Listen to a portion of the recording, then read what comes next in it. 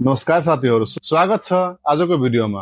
आज म तपाईलाई देखाउने छु कि कसरी पहिलो पटक नागरिक एप खोल्ने र प्रयोग सुरु गर्ने।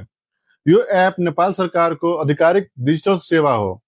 यसमा तपाईले नागरिकता, प्यान, पासपोर्ट, कर विवरण, सामाजिक सुरक्षा र अन्य सरकारी सेवा एकै ठाउँमा पाउन सक्नुहुन्छ।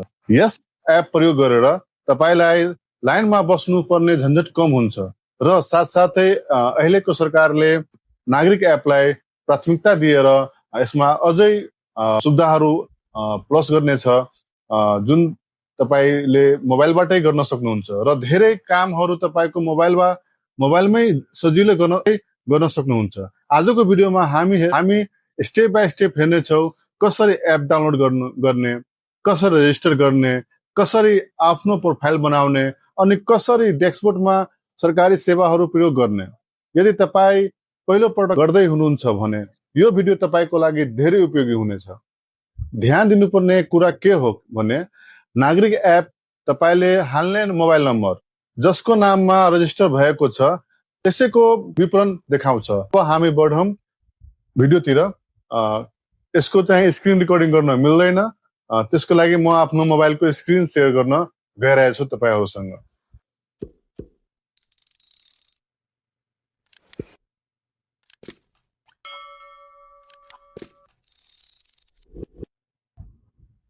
सर्वप्रथम तपाईं आफ्नो प्ले स्टोरमा जानुहोला। त्यसपश्चात यहाँ तल हेर्न सक्नुहुन्छ सर्च बक्समा क्लिक गर्नुहोला अनि त्यहाँ लेख्नुहोला नागरिक एप। नागरिक एप यहाँ तपाईं हेर्न सक्नुहुन्छ। तपाईं इन्स्टल गर्नुहोला।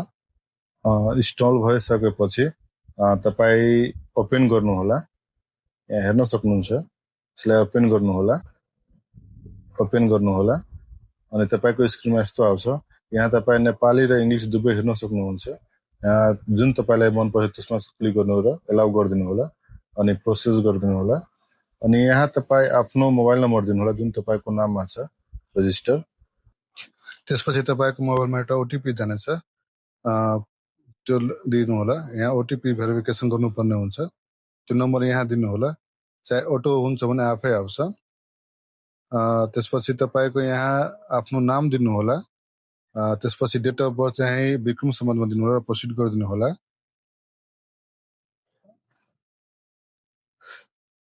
केही टाइम लाग्छ। त्यसपछि तपाईको आइडी लगइन भइहाल्छ।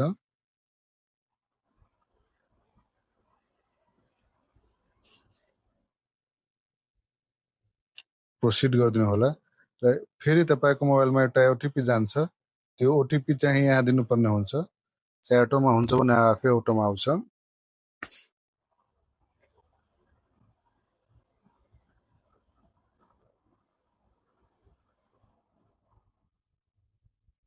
अटोमा दिनु होला र प्रोसिड गरिदिनु होला। त्यसपश्चात तपाईको स्क्रिनमा